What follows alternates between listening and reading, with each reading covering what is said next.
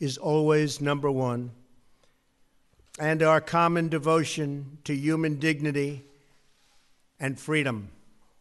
Since 1949, the NATO member states have more than doubled, increasing from 12 to 28. On Monday, I signed the protocol to approve the 29th, the country of Montenegro. In the coming months and years, I'll work closely with all of our NATO allies to enhance this partnership and to adapt to the challenges of the future, of which there will be many. This includes upgrading NATO to focus on today's most pressing security and all of its challenges, including migration and terrorism. We must also work together to resolve the disaster currently taking place in Syria. We are grateful for the support of NATO members and partners in their condemnation of Assad's murderous attack using the most horrible weapons, the vicious slaughter of innocent civilians with chemical weapons, including the barbaric killing of small and helpless children and babies, must be forcefully rejected by any nation that values human life. It is time to end this brutal civil war, defeat terrorists, and allow refugees to return home. In facing our common challenges, we must also ensure that NATO members meet their financial obligations and pay what they owe. Many have not been doing that. The Secretary General and I agree that other member nations must satisfy their responsibility to contribute 2% of GDP to defense.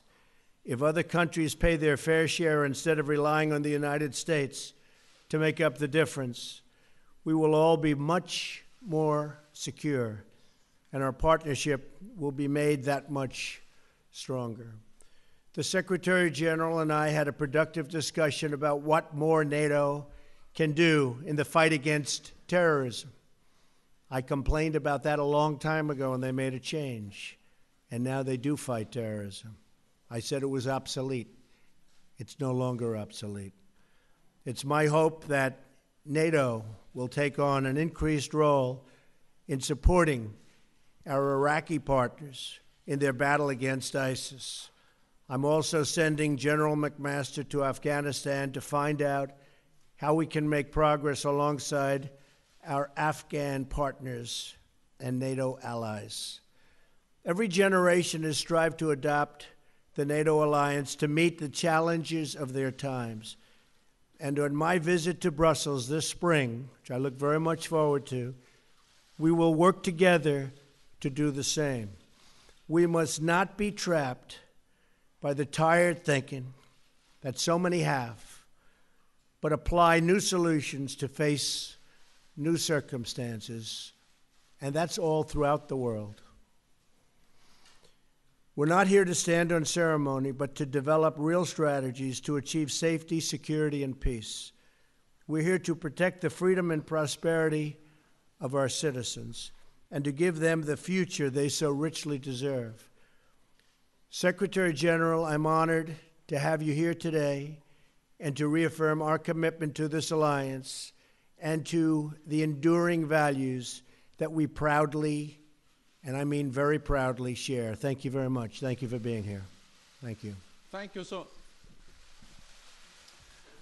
much, Mr. President. We just had an excellent and very productive meeting, and it's really an honor to meet you for the first time here in the White House. We agree that NATO is a bedrock of security, both for Europe and for the United States. 2 world wars and a Cold War have taught us all that peace in Europe is not only important for Europeans, but is also important for the prosperity and the security of North America. So a strong NATO is good for Europe, but the strong NATO is also good for the United States. And therefore I welcome the very strong commitment of the United States to the security of Europe. We see this commitment not only in words, but also in deeds. Over the past months, thousands of US troops have been deploying to Europe, a clear demonstration that America stands with allies to protect peace and defend our freedom. And yesterday, you announced the completion of the ratification of Montenegro's membership in NATO, another expression of your strong commitment to Europe and to the transatlantic bond, and we thank you for that. In a more dangerous and more unpredictable world, it is important to have friends and allies. And in NATO, America has the best friends and the best allies in the world. Together, we represent half of the world's economic and military power. No other superpower has ever had such a strategic advantage. This makes the United States stronger and safer. We saw that after the 9/11 attacks on the United States. That was the first time NATO invoked our Article 5, the Collective Defense Clause. Allies sent AWACS surveillance planes to help patrol American skies. And we launched NATO's biggest military operation ever in Afghanistan. Hundreds of thousands of Europeans and Canadian soldiers have served shoulder to shoulder with American troops. More than 1,000 have paid the ultimate price. Earlier today, I laid a wreath at Arlington National Cemetery in tribute to the fallen. It was a deeply moving experience. We owe it to our servicemen and women to preserve the hard-earned gains we have made together in Afghanistan. We were reminded of their sacrifice just this week when a US soldier was killed there fighting ISIL. Our mission in Afghanistan is a major contribution to the fight against international terrorism. NATO plays a key role in many other ways also. All NATO allies are part of the global coalition to counter ISIL. And NATO provides direct support to the coalition with training for Iraqi forces in their fight against terrorists and more intelligence sharing. And you are right, we have established a new division for intelligence, which enhances our ability to fight terrorism and working together in the alliance to fight terrorism in an even more effective way. But we agreed today, you and I, that NATO can and must do more in the global fight against terrorism. In the fight against terrorism, training local forces is one of the best weapons we have. NATO has the experience, the expertise, and the staying power to make a real difference. And fighting terrorism will be an important topic when NATO leaders meet in Brussels in May. The other major topic will be fairer burden sharing in our alliance. And we had a thorough discussion on this issue today. And Mr. President, I thank you for your attention to this issue. We are already seeing the effect of your strong focus on the importance of burden sharing in the alliance. We agree that allies need to redouble their efforts to meet the pledge we all made in 2014 to invest more in our alliance. It is about spending more on defense, it is about delivering the capabilities we need, and it is about contributing forces to NATO missions and operations. This means cash, capabilities, and contributions. Fair burden sharing has been my top priority since taking office. We have now turned a corner. In 2016, for the first time in many years, we saw an increase in defense spending across European allies and Canada. a real increase of 3.8%, or $10 billion more for our defense. We are now working to keep up the momentum, including by developing national plans outlining how to make good on what we agreed in 2014.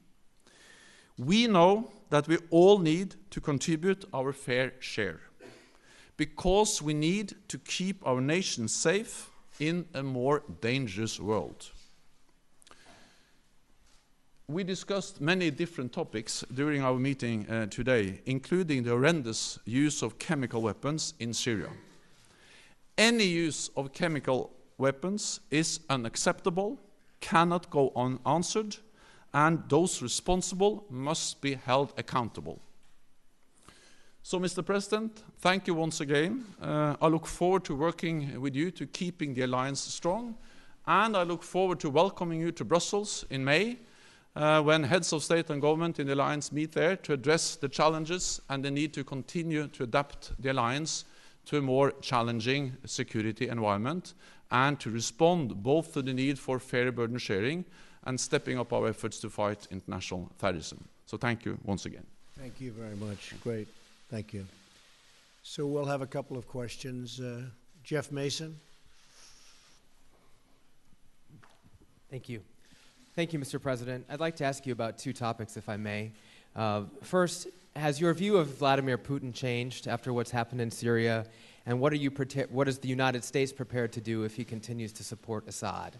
And on a separate question, have you made a deal after your chat last night with the president of China about China helping to rein in North Korea? And is that one reason you've decided not to label Beijing a currency manipulator?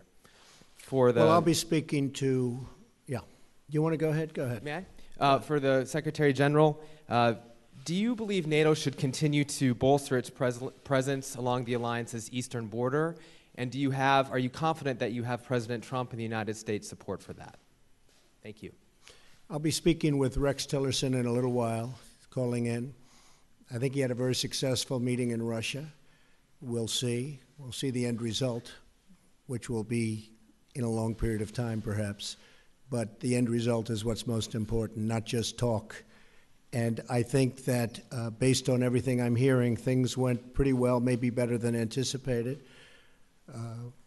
It would be wonderful, as we were discussing just a little while ago, if NATO and our country could get along with Russia. Right now, we're not getting along with Russia at all.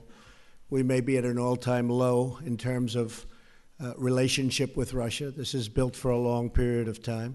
But we're going to see what happens. Putin is the leader of Russia. Russia's a strong country. We're a very, very strong country. We're going to see how that all works out. Last night, separately, I spoke with a man that I've gotten to know. I don't know Putin, but I do know this gentleman. I've spent a lot of time with him over the last 2 days, and he is the president of China. You were there, most of you were there, and it was quite an interesting period of time. President Xi wants to do the right thing. We had a very good bonding. I think we had a very good chemistry together. I think he wants to help us with North Korea. We talk trade, we talk a lot of things, and I said, the way you're going to make a good trade deal is to help us with North Korea. Otherwise, we're just going to go it alone. That'll be all right, too. But going it alone means going it with lots of other nations. But I was very impressed with President Xi, and I think he means well, and I think he wants to help. We'll see whether or not he does. Do you feel like you have a deal with him? And if I could just, do you feel like you have a deal with him in terms of the currency manipulation designation? And have your views changed on Putin? We're going to see. We're going to see about that. And I'll also see about Putin over a period of time. It'd be a fantastic thing if we got along with Putin and if we got along with Russia. And that could happen, and it may not happen. It may be just the opposite. I can only tell you what I would like to do. I would love to be able to get along with everybody. Right now, the world is a mess. But I think by the time we finish, I think it's going to be a lot better place to live. And I can tell you that, speaking for myself, by the time I'm finished, it's going to be a lot better place to live in. because right now it's nasty. NATO is in the process of implementing the biggest reinforcement of our collective defense since the end of the Cold War. And one element of that is to increase our military presence in the eastern part of the alliance. And we are now deploying 4 battle groups to the 3 Baltic countries and Poland. And there will also be more US forces in that part of Europe. And this is the first time in many, many years that we see an increase in the military presence of the United States in Europe. So we are increasing our presence, and we are also increasing the readiness and the preparedness of our forces so we can quickly reinforce if needed. We consider the presence we will have when the 4 battle groups are in place as sufficient given the current security situation in Europe. But of course we will assess the situation and follow the developments very closely. The message from NATO is that what we do is proportionate, it is defensive, and we don't want a new Cold War, we don't want a new arms race. And actually we strongly believe that there is no contradiction between a strong NATO, a credible deterrence and defense, and political dialogue with Russia. I actually believe that the precondition for a political dialogue with Russia is that we are strong and that we are united. But based on that, we can talk to Russia because Russia is our neighbor, Russia is there to stay. So we have to find ways to manage our relationship with Russia. And I am absolutely certain that the United States supports this approach, partly because the United States is contributing with forces to our enhanced presence in the eastern part of the alliance and also in the southeast of the alliance in Romania. And the United States and the President has clearly expressed that they want dialogue with Russia, but based on unity and strength in the alliance. Then the next question is from John Sopel.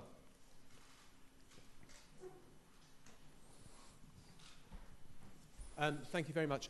Secretary General, how long do you think it will take you to persuade the other European countries to burden share? And what are you going to do to persuade them? Mr. President, could I ask you, do you think it's... I'm here to help. And Mr. President, do you think it's conceivable, what's your instinct, was it possible that Syrian forces could have launched that attack in Idlib last week without the Russians knowing? And have you been disappointed, surprised by Vladimir Putin's reaction since then? Thank you very much. I think it's certainly possible. I think it's probably unlikely. And I know they're doing investigations into that right now. I would like to think that they didn't know, but certainly they could have. They were there. So we'll find out. General Mattis is looking into it with the entire Pentagon group that does that kind of work. So it was very disappointing to see.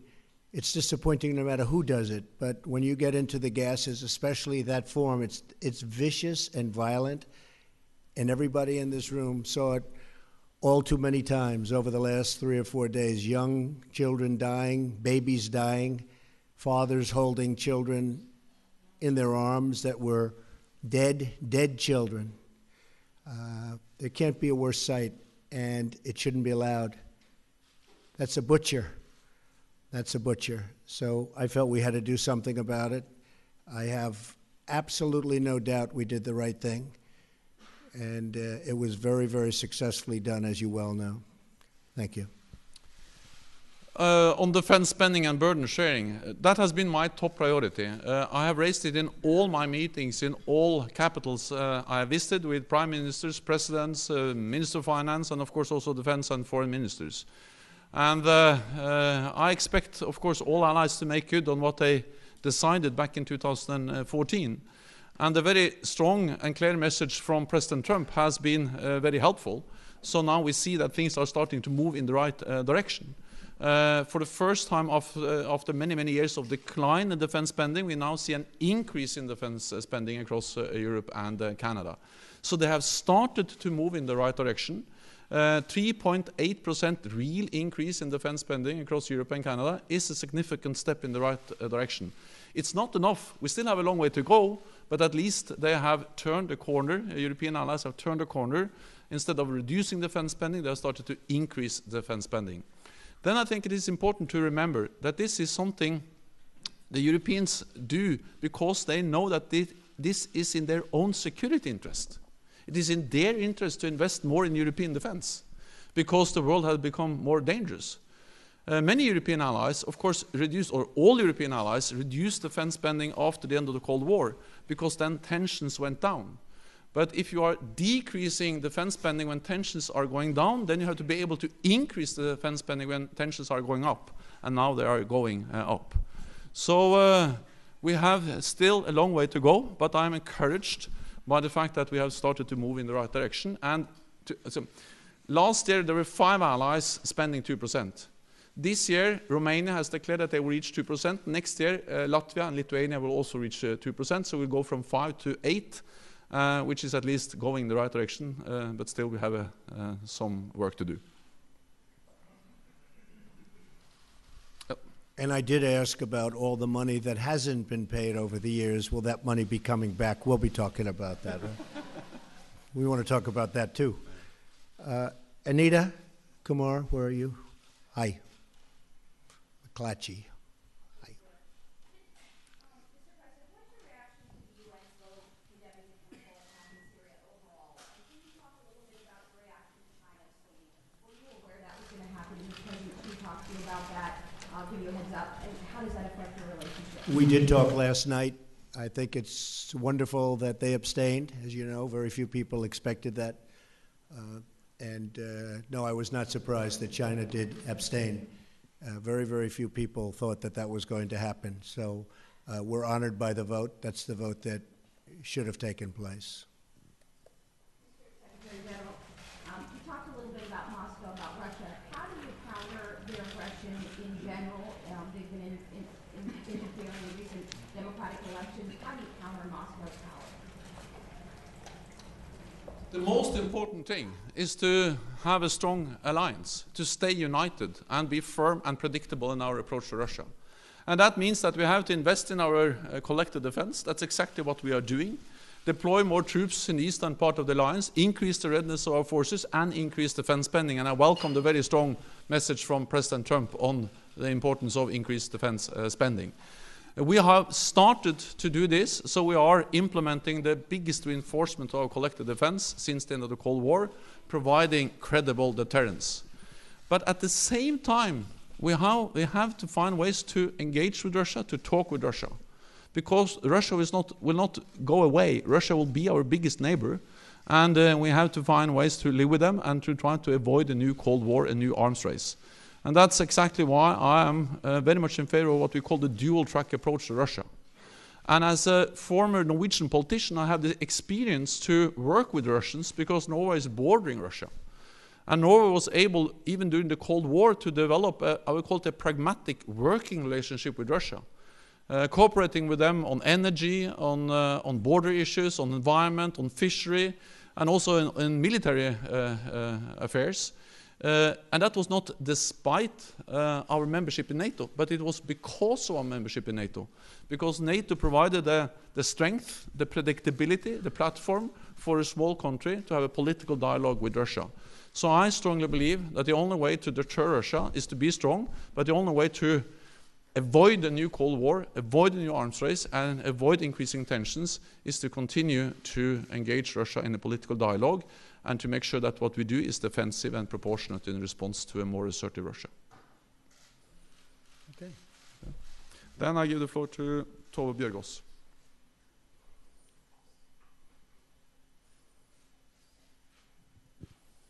Thank you. Mr. President, I'm from Norway. Russia is our neighboring country. What do you think Europe has to fear from Russia if this tension continues? Say it. What do you think that European countries have to fear from Russia if this tension continues? I cannot hear. I cannot understand. I'll do it again. What do you think what do you think European countries have to fear from Russia if this tension continues to escalate? And for you, Mr. Secretary General, the President has said that the attack in Syria last week was warranted, and it was also an attack on U.S. allies. Do you think that this attack was warranted, and do you see NATO playing any supporting role in future actions in Syria? Well, I wanted to start by saying hopefully they're going to have to fear nothing ultimately. Right now there is a fear, and there are problems. There's certainly problems. But ultimately, I hope that there won't be a fear and there won't be problems and the world can get along. That would be the ideal situation. It's crazy what's going on, whether it's the Middle East or you look at, no matter where the Ukraine, you look at whatever you look at, it's got problems, so many problems.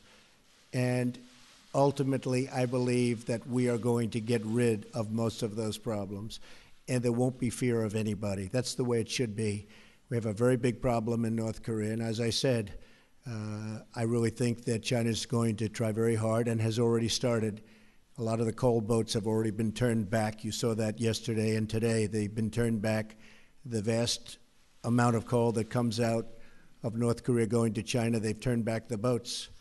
That's a big step, and they have many other steps that I know about. So we'll see what happens. It may be effective. It may not be effective. It's not effective. We will be effective. I can promise you that. Thank you. NATO has constantly condemned the use of chemical weapons in Syria, and the use of chemical weapons is horrendous, and it's a clear violation of international law. And any use of chemical weapons is unacceptable and cannot go unanswered. So those responsible must be held accountable. The strike against the airbase in Syria was a US operation based on US intelligence, but you have seen that within the alliance this has been something which has been met with a lot of understanding, because NATO allies do not accept that chemical weapons are used. And therefore we also strongly support the efforts of the fact-finding commission to try to find out actually what happened and to make sure that we don't see any use of chemical weapons in the future. Okay. Thank you very much. Thank you.